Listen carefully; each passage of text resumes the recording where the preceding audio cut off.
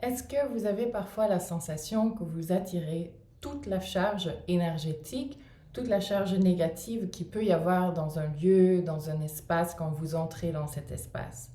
Est-ce que parfois vous avez la sensation que le fait que vous êtes dans un espace change l'énergie de cet espace? Est-ce que vous êtes particulièrement sensible à l'énergie d'un lieu, à l'énergie d'un espace?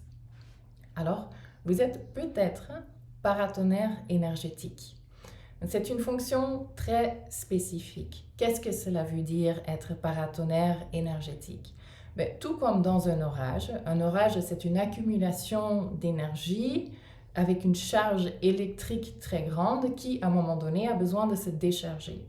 Mais c'est la même chose dans le collectif, dans l'humanité. Toutes les pensées négatives, toute la tension, toute la charge qu'il peut y avoir entre des êtres humains, toute la passion, toute l'électricité peut s'accumuler et à un moment donné devient une lourdeur énergétique.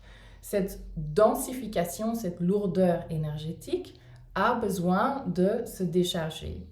Des personnes qui sont paratonnerres énergétiques sont en capacité énergétique d'attirer cette charge, de la canaliser et de la décharger dans la terre, dans le sol, ce qui fait que la charge énergétique dans un espace diminue, que l'énergie devient plus légère, que l'air devient plus léger dans cet espace. Parfois, ce processus est conscient, donc on sait qu'on le fait. Parfois, cela se fait de façon non consciente. On le fait, mais on n'a pas la conscience qu'on est en train de faire cela. Comment on sait si c'est notre cas? Donc, pour certaines personnes, cela fait partie de leur fonction énergétique, de leur mission de vie, de leur structure énergétique. Donc, ça fait partie de leur fonction pour le collectif. Pour certaines personnes, c'est quelque chose qui leur arrive, mais qui cause beaucoup de souffrance. Alors, ce n'est peut-être pas fait pour vous, peut-être que cela ne fait pas partie de votre fonction énergétique si vous en souffrez. Cela veut peut-être simplement dire que vous avez des frontières énergétiques beaucoup trop faibles et que du coup vous ressentez tout ce qui se passe autour de vous et vous n'êtes pas en capacité de décharger ces énergies. Donc cette capacité de décharge est extrêmement importante. Quelles sont les caractéristiques des personnes qui sont faites pour cela? Ce que j'ai remarqué, c'est que très souvent, les personnes qui sont paratonnerres sont des personnes qui ont un lien très fort à l'archange Michael, à Merlin ou à Marie-Madeleine ou à tous les trois. Pourquoi ces énergies-là? Parce que ce sont des énergies et des guides qui sont très alchimiques. Donc, ils sont en capacité de se connecter à l'ombre, de canaliser l'ombre pour le décharger, pour décharger l'ombre et pour transmuter et transformer. Donc, il y a cette capacité alchimique, très souvent en reliance à un de ces guides. Dans le cas de Merlin, très spécifiquement, lui, il a la capacité de naviguer dans l'ombre comme dans la lumière. Donc c'est un guide très important pour ces personnes-là. Les personnes qui sont paratonnerres énergétiques n'ont pas peur de l'ombre, n'ont pas peur de l'obscurité dans le monde, sont dans la capacité de voir, de percevoir et de recevoir l'entièreté de la réalité. Cela veut dire qu'ils ne sont pas uniquement focalisés sur la lumière, sur la cultivation de la lumière, qui sont aussi en capacité de voir, recevoir et ressentir l'obscurité du monde sans s'y attacher, sans avoir peur de cela, sans se perdre de cela ou pour autant cultiver cela à l'intérieur d'eux. Donc ça, c'est une caractéristique très importante. L'autre chose, c'est que ce sont des personnes qui sont dans le non-jugement envers l'ombre ou l'obscurité qui peut traverser d'autres personnes. Pour qui le fait de voir, de ressentir ce qui traverse énergétiquement un autre humain ne va pas créer de la méfiance, du rejet ou du jugement de cette personne. Et évidemment, une autre qualité, c'est la force, la résilience énergétique de la personne qui reçoit et qui canalise les énergies. S'il n'y a pas une certaine pratique spirituelle, s'il n'y a pas une certaine maîtrise spirituelle, ces énergies qu'on va recevoir vont se cristalliser dans le corps, vont se cristalliser dans notre corps énergétique et là, peuvent vraiment être source de désalignement, source de beaucoup de problèmes énergétiques, physiques, corporels, problèmes de la santé. Donc c'est important d'avoir une certaine pratique spirituelle, d'être conscient de ce qui se passe et aussi d'avoir une foi très solide et très forte. Donc, dans mon cas, par exemple, j'ai cette fonction, je l'ai toujours eue, c'est quelque chose dont je n'ai pas parlé jusque-là. Quand je suis dans un espace avec d'autres personnes et que cela soit dans mon travail ou dans mon œuvre spirituelle ou dans ma vie personnelle, c'est quelque chose que je fais. Je le sais, l'archange Michael m'a préparé pour cela et aujourd'hui c'est Marie-Madeleine qui m'accompagne aussi beaucoup dans cela, Merlin qui m'a appris à naviguer dans l'ombre et la lumière. Donc ce sont des alliés qui sont là. Je sais que je décharge l'énergie d'un espace, d'un collectif, que je le fais la nuit aussi pour protéger l'espace des rêves et l'espace énergétique des personnes qui sont dans le même espace que moi. Ce qui fait surtout, dans mon cas, que je suis en capacité de ne pas garder ces énergies pour moi, de ne pas m'y identifier, de décharger les énergies que je capte, que j'attire et que j'absorbe d'autres personnes, c'est l'énergie de ma foi. La foi est une énergie vivante et c'est comme un pilier. C'est comme le pilier sur lequel ces énergies vont s'attacher et se canaliser et descendre pour être déchargées dans la terre. Et évidemment, vous pouvez voir aussi et vous comprenez à travers ce partage que si vous voulez tenir de l'espace pour d'autres personnes, si vous voulez tenir un espace dans un enseignement énergétique ou un enseignement spirituel, c'est hyper important que vous ayez cette capacité.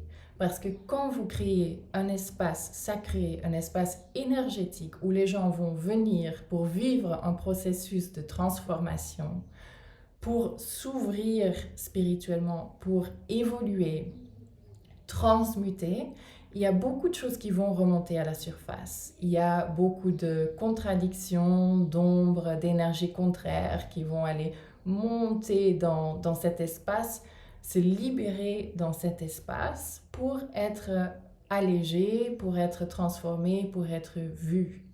Il y a d'autres personnes dans cet espace. C'est très important que ces personnes ne sont pas polluées par les énergies d'autres personnes, qu'elles peuvent rester dans leur processus et leur espace. C'est là où votre alignement énergétique, votre foi va permettre que ces énergies soient captées, déchargées, canalisées pour pas que l'espace soit pollué pour les autres personnes. Donc, cela est une des caractéristiques fondamentales de quelqu'un qui tient un espace énergétique ou un espace spirituel. Donc, cela demande une certaine maîtrise énergétique et spirituelle et une expérience avec la rencontre avec l'ombre, avec l'obscurité. Dans mon cas, par exemple, sur mon chemin, se sont présentés des exorcismes que j'ai faits sur d'autres personnes. J'ai rencontré des énergies, des entités démoniaques qui parfois ont dirigé leur énergie envers moi. Je vois les ombres, les entités, les démons dans les champs d'autres personnes. Cela ne me fait pas peur, cela ne crée pas non plus un jugement envers l'humanité et cela ne me met pas dans une position de méfiance non plus ou de hyperprotection. Si c'est votre cas, alors ce n'est pas fait pour vous, tout simplement. Et parfois, vous le faites déjà sans le savoir et vous êtes faite pour cela. J'ai eu un exemple très récemment. Je suis partie pour organiser une rencontre avec les dauphins en Égypte et on était tous ensemble sur un bateau, un environnement idéal comme ça, ensemble en groupe dans un petit espace, isolé sur l'eau pour faire un temple des rêves. Je vous expliquerai dans une autre vidéo ce que c'est un temple des rêves. Donc toute la nuit, j'étais très consciente que j'étais dans cette posture de paratonnerre, que je canalisais, que je captais des énergies plus denses, plus ombrageuses, qui auraient pu aller chez d'autres personnes pour garder l'espace des rêves purs. Et pour permettre aux personnes de recevoir ce qu'elles avaient besoin de recevoir. Ce dont je n'étais pas au courant, c'est qu'il y avait un autre paratonnerre sur le bateau et qui n'était pas conscient de cela. Donc, il y avait un ami qui était présent sur le bateau et qui n'a pas participé à la préparation du temple à cet atelier. Il était là cette semaine-là, surtout pour se reposer. Donc, il était en train de se reposer pendant l'explication de ce qu'on allait faire. Il n'était pas au courant de ce qui se préparait pour la nuit. Et le lendemain matin, il s'est réveillé et il m'a dit... Waouh, les rêves que j'ai faits, les cauchemars, c'était horrible, c'était hyper intense, hyper détaillé, hyper clair. Il m'a expliqué ses rêves et j'ai pris conscience que lui aussi, il était paratonnerre énergétique. Ce qui n'est pas très surprenant pour moi en soi, parce que je le connais et parce que je sais qu'il a aussi une connexion très forte à l'énergie de Merlin et qu'il a une posture aussi qui lui permet d'être dans ce rôle-là. C'est-à-dire qu'il n'est pas dans le jugement et qu'il est dans une acceptation de l'entièreté de la réalité. C'est-à-dire l'ombre et la lumière, que ce n'est pas quelque chose qui lui fait peur. Donc ce sont ses capacités et ses qualités qui lui ont mis dans cette posture-là. Donc il y avait 2 piliers dans le temple des rêves cette nuit-là. Donc voilà, pour être paratonnerre énergétique, ce n'est pas quelque chose qu'on choisit, mais c'est quelque chose qui se développe ou quelque chose qui se manifeste. On a besoin d'avoir une bonne structure énergétique, une résilience, une force énergétique, une foi très solide, très forte, de l'intégrité, du non-attachement à l'ego, à l'obscurité, à la lumière, le non-jugement envers des personnes qui traversent des ombres ou qui traversent de l'obscurité et l'absence de peur envers des énergies plus dissonantes. Voilà ce que j'avais envie de vous partager. J'espère que cette vidéo a aidé certaines personnes d'entre vous et je vais faire une vidéo plus longue et plus détaillée sur tout ce qu'on a besoin d'avoir comme qualité, tout ce qu'on a besoin de cultiver pour vraiment transmettre quelque chose dans le monde spirituel, pour tenir de l'espace pour d'autres personnes. Et tous les avantages et les désavantages qui peuvent venir avec cela aussi. Je vous remercie pour votre écoute. À bientôt.